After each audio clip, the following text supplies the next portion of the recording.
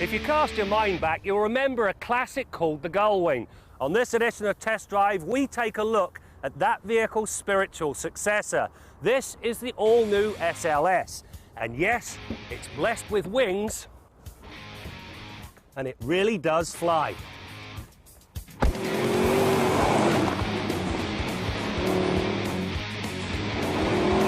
The SLS's ability to fly and its missile-like response to throttle input is found beneath that oh-so-long hood, a monster 6.2-litre V8 that pushes 563 horsepower and 479 pound-feet of torque. That works out to a world-class 2.87 kilograms of car for each stallion. Mash the gas pedal and the SLS takes off like a scalded cat.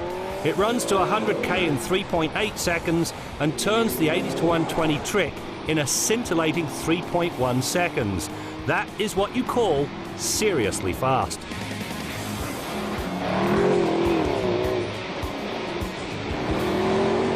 The reason this SLS is so tenacious in terms of its handling boils down to a number of important factors. First of all, right here is that honking great V8.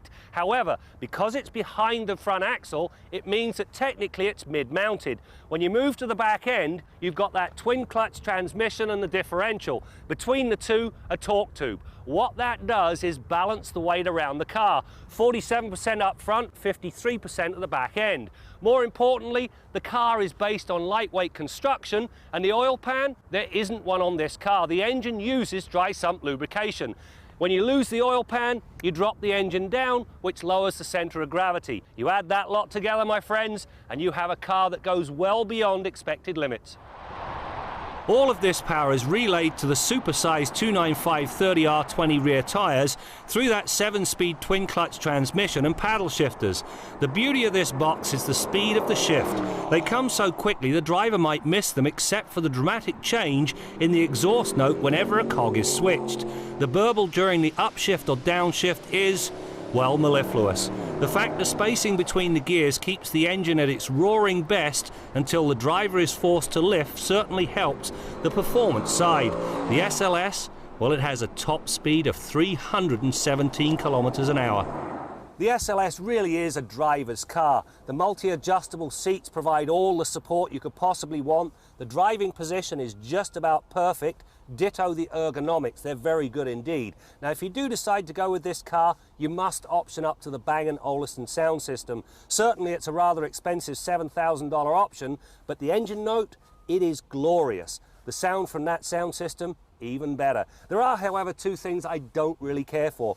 The command system, which controls everything from the phone to the navigation system, it's not the most intuitive I've ever used. Secondly, the sight lines to the rear, well, they could be better. Fortunately, there is a backup camera.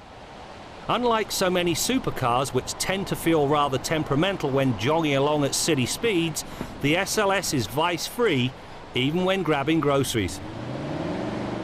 Pet peeves on a $200,000 car?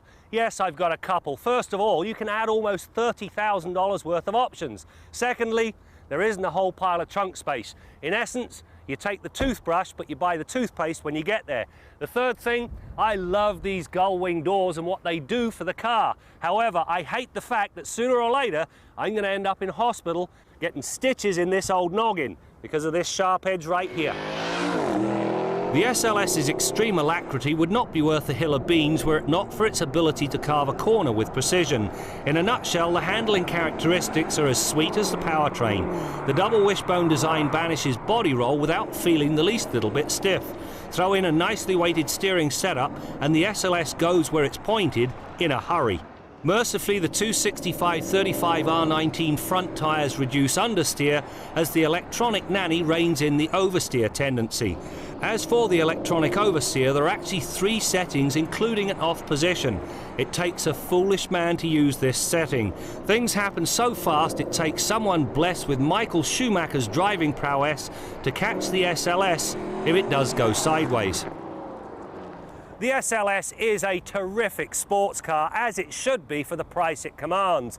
It's blindingly quick, it handles even better, and it treats you like royalty when you're sitting inside. The one thing that disappointed me, what happened to the power gull-wing doors? I mean, how cool would it be? You're walking towards the car, you punch a button, the doors open up, you have arrived. I mean, I can do it on a minivan.